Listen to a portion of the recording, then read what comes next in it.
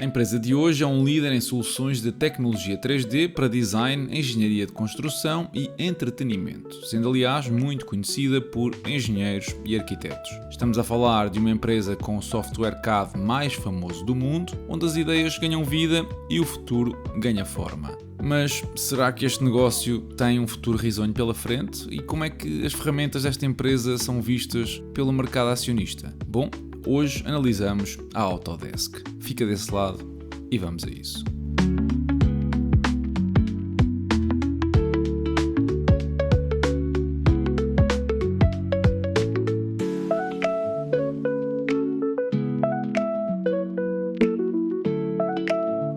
Olá e sejam bem-vindos a mais um episódio do canal Dividendos. E hoje no menu está a Autodesk, uma empresa que desenvolve e vende um conjunto de software que permite aos seus clientes visualizar, simular e analisar o desempenho real de projetos de infraestruturas, maquinaria industrial, automóveis ou consumo, desde a construção à operação, tudo ainda numa fase de design. O portfólio de produtos e serviços permite assim fomentar a inovação junto dos clientes, otimizar e melhorar os seus designs, poupar tempo e dinheiro a melhorar a qualidade dos seus projetos. Estas tecnologias reúnem dados de todas as fases do ciclo de vida, desenvolvimento e produção de um produto, criando um pipeline digital que suporta uma maior produtividade, precisão através da automatização de processos e insights que permitem depois resultados mais sustentáveis. Ora, os produtos desta empresa dividem-se em três grandes grupos. A coleção ASC, incluindo o AutoCAD Civil 3D e o Revit, que têm como objetivo ajudar os clientes a conceber, projetar e construir projetos de construção, passa a redundância, e infraestruturas civis maior qualidade e mais previsíveis. O AutoCAD Civil 3D é uma solução de levantamento, design, análise e documentação para a engenharia civil, incluindo desenvolvimento de terrenos, transportes e projetos ambientais. O Autodesk Build fornece um conjunto de ferramentas para gerir, partilhar e aceder a documentos de projetos, resultando em fluxos de trabalho simplificados entre o escritório, a obra e o local de trabalho. Além disso, pode ser utilizado para acompanhar a qualidade e a segurança do projeto com questões e formulários. Já o BIM Collaborate Pro é um software de gestão e colaboração de design baseado na cloud que permite às equipas organizar dados do projeto, democratizar o acesso e melhorar a visibilidade do projeto para cumprir os diferentes prazos. O Building Connected é uma solução SaaS de pré-construção que combina a maior rede de construção em tempo real com uma ferramenta fácil de usar que ajuda os empreiteiros gerais e proprietários a racionalizar a qualificação dos subcontratados e o processo de gestão de licitações e riscos. Já o Revit é um software construído para modelagem da informação de construção para ajudar os profissionais a projetar, a construir e a manter edifícios de maior qualidade e mais eficientes em termos energéticos. Por outro lado, o AutoCAD é uma aplicação personalizável e extensível para desenho e visualização profissionais, fornece ferramentas digitais que podem ser usadas independentemente e em conjunto com outras aplicações específicas, em campos que vão desde a construção e engenharia civil até à manufatura e design de plantas. O AutoCAD LT inclui a capacidade de partilha de documentos sem a necessidade da personalização do software ou de determinadas funcionalidades avançadas encontradas no AutoCAD. O segundo grupo, da manufatura, tem uma ferramenta chamada Fusion, que é a primeira ferramenta 3D CAD de engenharia assistida por computador do seu género. Isto basicamente consegue conectar todo o processo de desenvolvimento do produto numa única plataforma baseada na cloud. Tem ainda o Inventor, que permite aos fabricantes ir além do design 3D para a prototipagem digital, fornecendo aos engenheiros um conjunto abrangente e flexível de ferramentas para design mecânico, simulação, análise, visualização e documentação. E, por fim, o Volt, o software de gestão de dados, que torna mais fácil centralizar os dados, acelerar os processos de design e racionalizar a colaboração interna ou externa. Esta plataforma integra-se com mais de 30 aplicações de design da Autodesk, fornecendo mais capacidades de revisão e controle de acessos, permitindo assim aos clientes partilhar os dados dos produtos de forma segura para melhorar o tempo de ciclo de engenharia e reduzir erros de fabrico. E, por fim, o último segmento, o Media e Entretenimento, entretenimento, onde os produtos digitais fornecem ferramentas para design digital, modelagem, animação, efeitos ou renderização para efeitos visuais, como a produção de jogos, desde a pré-produção até à pós-produção.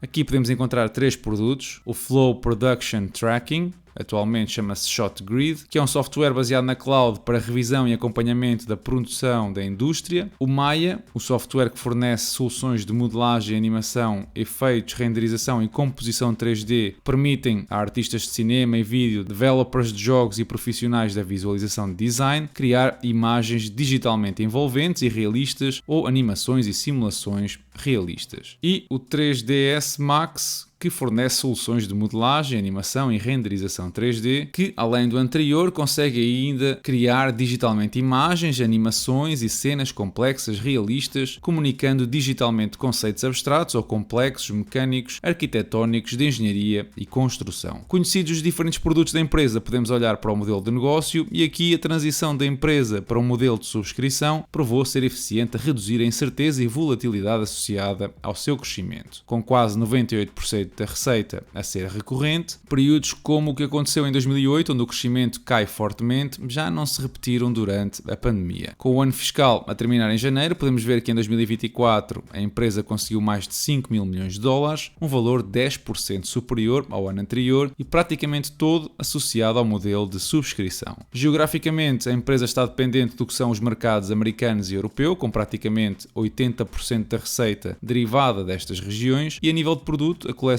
AEC consegue 45% do total da receita. Já no que respeita aos clientes, a Autodesk tem sobretudo clientes de média e grandes dimensões e vende o seu software através de 2 tipos de canais: diretos, onde a empresa chega aos clientes finais diretamente, através, por exemplo, da sua loja online ou através de contas de clientes empresariais, e o canal indireto, onde existem diversos intermediários e revendedores, num total de 1450 a nível mundial, onde se encontram, por exemplo, a TD Synnex ou a Ingram Micro. Isto obviamente que come alguma da margem da empresa, que está com um projeto piloto para usar tokens e assim conseguir chegar de forma direta aos seus clientes, eliminando a tal intermediação. Estes intermediários, por exemplo, no caso da TD Synnex, filtram atualmente quase 40% da receita da empresa, o que seria um salto significativo nas margens, caso o piloto se expanda nos próximos tempos. Olhando para os resultados de 2024, a empresa tem vindo a crescer, quer em receita, quer em lucro operativo, quer em lucro líquido, e esse crescimento é superior, por exemplo, ao crescimento da despesa com o marketing, o que também demonstra um crescimento orgânico, obviamente associado à qualidade do software. Fuçando depois aqui no balanço para descobrir como é que está a posição financeira da Autodesk, vemos mais de 2 mil milhões de dólares de liquidez, ativos totais superiores aos passivos totais, mas no curto prazo isto não acontece. E porquê? Porque a empresa tem 3,5 mil milhões de dólares que já registou como receita, para a qual ainda não entregou os produtos ou as licenças. Por exemplo, pode registrar uma receita com uma subscrição de 2 anos, mas o segundo ano ainda não começou. É isto preocupante neste balanço? Na minha opinião não, porque estamos a falar de acessos à cloud, onde os custos unitários são muito reduzidos e que não exigem grandes movimentos, por exemplo, de inventários. Em relação à dívida, vemos ali um pouco mais de 2 mil milhões de dólares, ligeiramente acima da liquidez, e são tudo notas comerciais que vão ser liquidadas em 2026 e 2028, com 65% das mesmas a expirarem só depois de 2030. Como se trata de uma empresa essencialmente software, já era mais ou menos esperado que a componente intangível fosse alta, mas neste caso fica abaixo dos 40%, o que é, digamos, um valor elevado, mas nada normal neste tipo de indústria. Mudando atenções para os fluxos de caixa, vemos logo à cabeça uma redução nos fluxos operativos, apesar de quase metade deste valor ser na prática compensações aos trabalhadores através de ações. O CAPEX é muito baixo, apenas 31 milhões de dólares, deixando o que pode ser entendido como fluxos de caixa livres superiores a 1.000 milhões de dólares. O problema aqui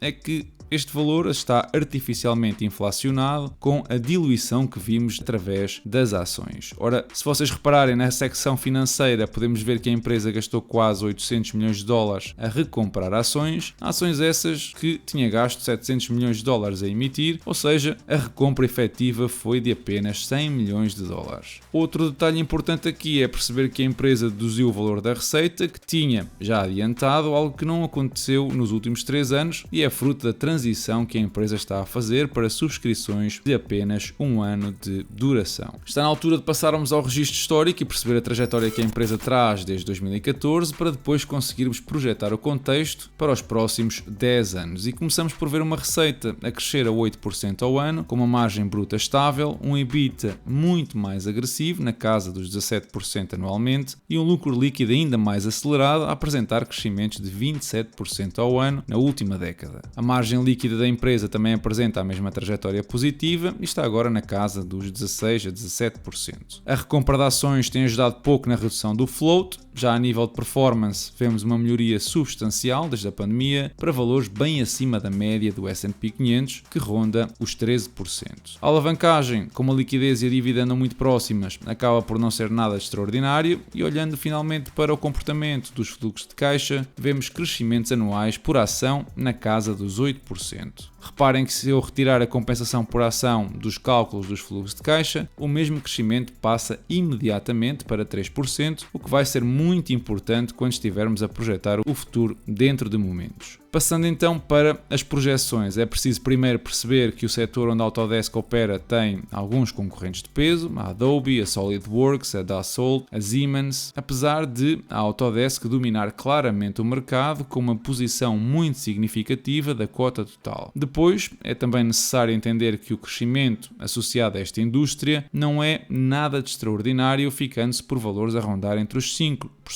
nos Estados Unidos ou 7% a nível global até à década de 2030. Existem, efetivamente, alguns catalisadores de indústrias onde a Autodesk ainda não tem grande presença, mas por enquanto também não são oportunidades de valor significativo. E por fim, a empresa tem uma ambição, a que chama a regra de 40, isto é, somando o crescimento da receita à margem dos fluxos de caixa livres, consegue obter um valor acima de 40%. Isto implicaria, no limite, um crescimento da receita de 10% ao ano, e é por aí que eu vou entrar na minha projeção do EBITDA. Até 2027 eu uso as estimativas dos analistas e depois, até 2034, eu ajusto o crescimento para obter os tais 10% anuais que a empresa aponta para a receita. Ora, assumindo uma contração do múltiplo para metade do valor histórico, até porque 50 vezes é um múltiplo irrealista no longo prazo, na minha opinião, eu obtenho um valor da ação para 2034 superior a $400, o que daria qualquer coisa como 5% se eu comprasse uma ação no dia de hoje. Se te estás a perguntar porque é que eu uso o crescimento da receita para estimar o EBITDA, a resposta está relacionada com o facto de ser uma estimativa conservadora e assumir que não existe ou não vai existir expansão da margem EBITDA. Apesar de eu pessoalmente até acreditar que é bem provável que consiga eventualmente superar os 30%. No entanto, passando para a projeção dos fluxos de caixa livres e assumindo que o crescimento anual se mantém próximo da média histórica, estamos a falar de um valor intrínseco de $117. Isto sem retirar a compensação por ações que já tínhamos visto anteriormente. Mas temos de fazer aqui um pequeno teste porque este valor, apesar de estar baseado no registro histórico, fica, como já vamos ver de seguida, muito atrás do que seria a tal regra dos 40 que a Autodesk apregoa. Ora, se a receita crescer a 10% ao ano até 2034, estamos a falar de um valor de $14 mil milhões nesse ano, ao que 30% dos fluxos de caixa livres resultariam em $4 mil milhões. Na eventualidade de não existirem recompras, o valor intrínseco de uma ação seria de $170 e exigiria um crescimento anual dos fluxos de caixa perto dos 12%. Ora, eu tenho muitas dificuldades em acreditar num crescimento desta natureza, até porque as justificações para os tais 10% vêm sobretudo da monetização de utilizadores que atualmente usam software de forma gratuita e não existem grandes garantias de que passem a pagar pelo mesmo. Olhando para o múltiplo preço-benefício, a média histórica da empresa não é nada amigável, aliás é mesmo proibitiva, e a média da indústria mais modesta ainda está acima das 25 vezes, o que também, novamente, não deixa de ser elevado e apontaria para um valor de $220. Ora, a minha opinião pessoal em relação a esta empresa é que, apesar de ser uma excelente empresa, com bons fundamentais e uma vantagem competitiva no mercado que lhe dá um domínio assinalável, eu tenho algumas reservas em relação ao crescimento e anda muito longe do que seria um valor interessante como para uma oportunidade a longo prazo. Mas, de qualquer forma, eu gostava de conhecer a tua opinião, assim que contribui deixando a mesma na caixa de comentários. Esta semana vimos uma onda de perdas nos principais índices mundiais, com o Nasdaq a cair mais de 3,5% e a Europa a superar mesmo os 4%. Hong Kong e Taiwan também mostraram números muito negativos. E, no caso dos Estados Unidos, parte destas quedas estão justificadas com uma rotação dos mercados, onde os investidores se apressam a sair das empresas tecnológicas, efetivando os ganhos do primeiro semestre e entrando agora, por exemplo, em small caps que estavam com uma performance muito deficitária no que levamos de 2024. Aliás, os mais de 15% de valorização do S&P 500 no primeiro semestre devem-se em mais de 50% a apenas 4 empresas: Nvidia, Amazon, Microsoft e Alphabet. Ora, esta rotação fechou precisamente o intervalo de valorização que existia entre o S&P 500 e o índice das small caps, o Russell 2000, numa altura em que nos preparamos para conhecer os resultados de muitas e grandes empresas na próxima semana. Resultados acima das expectativas podem exacerbar esta transição e continuar a aproximação, da mesma forma que resultados abaixo das expectativas podem fazer os mercados regressar novamente às grandes tecnológicas. E por falar em grandes tecnológicas, a Microsoft e a CrowdStrike causaram um rebuliço significativo na sexta-feira, com esta última a ser responsável por uma atualização no software que invalidou muitas máquinas a usarem o Windows 10. O resultado foram problemas globais em terminais de aeroportos, bancos e diferentes negócios que necessitaram intervenções manuais para repor o funcionamento dos seus sistemas. A CrowdStrike foi imediatamente penalizada em bolsa, com mais de 20%, que ao longo do dia foi timidamente recuperando até fechar nos 15% de perdas. Um dano reputacional que vai ser difícil de corrigir e recuperar a confiança dos investidores. Já tinha falado no azeite, no chocolate e no café e parece que agora é o frango. O Brasil, o maior exportador de carne de frango do mundo, vai cortar na exportação depois de ter encontrado uma doença infecciosa em algumas regiões do país. Portanto, esperam-se subidas nos preços em breve, já que a União Europeia, a China e a Argentina não vão poder comprar carne de aviário ao Brasil. Saltando para a Europa, o BCE manteve as taxas de juros depois no mês passado ter começado a cortar as mesmas. Lagarde disse na conferência de imprensa que o crescimento salarial está a colocar pressão na inflação, apesar de confirmar que o valor atual está dentro das expectativas e deve manter-se até final do ano. Ora, isto, quanto a mim, levanta algumas dúvidas se realmente vai ser possível baixar novamente as taxas de juros já em setembro ou se, pelo contrário, vamos ter de prolongar este nível até o início de 2025. Em relação ao portfólio, eu fechei a minha posição na empresa Paramount, que foi comprada pela Skydance, num negócio com contornos de elevada complexidade. Ora, como eu tinha ações da classe A e aproveitando que se aproximaram do preço da aquisição, eu optei por vender já a minha posição e não esperar por setembro do próximo ano para receber os $23 por ação. Até porque este foi um investimento especulativo, onde eu previ uma aquisição na casa dos $30 por ação, o que infelizmente não vai acontecer, mas que ainda assim garantiu uma mais-valia de 15%. O portfólio fechou a semana nos 51% de valorização, ou 53% se levarmos em conta o efeito cambial, tendo rendido mais de $64 em dividendos no que levamos de julho. E é tudo por hoje. Peço-te que apoies este projeto e deixes um like se aprendeste alguma coisa com o episódio, partilhes a tua opinião na caixa de comentários e me sigas nas redes sociais, Instagram e Patreon, onde eu vou subindo mais conteúdo durante a semana. Da minha parte, eu desejo-vos uma excelente semana e bons investimentos. Gostaria de começar aqui por falar do argumento que o PS tem usado de que 40% das empresas não pagam IRC, portanto o IRC não é relevante, ou tocar no IRC não é importante, ou como ouvi alguém dizer, é injusto. É que se fosse esse o nosso critério, não tocávamos em nada, porque há uma grande parte da população que não paga IRS, isso não impediu o PS de apresentar propostas para reduzir o IRS. A esmagadora maioria da população não paga portagens nas Execute, isso não impediu o PS de apresentar propostas para reduzir as portagens nas Execute. Se esse fosse critério para avaliarmos medidas, então praticamente não se fazia nada, porque não há muitas medidas que possam abranger toda a população. Portugal não passa de sequer no primeiro filtro de muitos investimentos. E uma das razões para isso é exatamente a taxa estatutária de IRC que tem. Ou seja, as empresas, quando escolhem um país para investir, não olham para os países todos, não olham para os 190 países que existem no mundo, fazem uma pequena shortlist e Portugal muitas vezes não entra nessa shortlist porque tem uma das taxas estatutárias de IRC mais altas do mundo.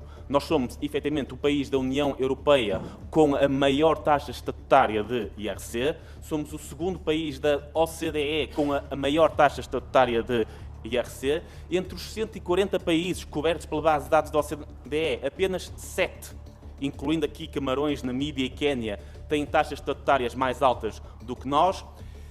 Mas, mesmo depois desta redução, e nós já ouvimos o Ministro das Finanças dizer que não haveria alterações nas derramas, portanto estamos a assumir apenas esta redução da taxa de IRC, mesmo depois desta redução, continuaremos a ter 92 países com taxas de IRC mais baixas, ou seja, continuaremos a estar na lista dos países do mundo com taxas de IRC mais altas, incluindo 22 da OCDE, que continuarão a ter taxas de IRC ou taxas estatutárias mais baixas do que nós. Mesmo depois desta diminuição, continuaremos a ter países óbvios, como a Irlanda, a Suíça ou o Luxemburgo, que são paraísos para o investimento com taxas mais baixas, mas também países menos óbvios, como a Espanha, a Áustria, a Noruega, a Grécia, a Bélgica, a Finlândia. Entre os países da coesão, continuaremos a ser menos competitivos do que a Hungria, a Polónia, a República Checa, a Estónia, a Eslovénia. Aliás, todos os países da coesão continuarão a ser mais competitivos do que Portugal, mesmo após esta redução de IRC que está planeada aqui.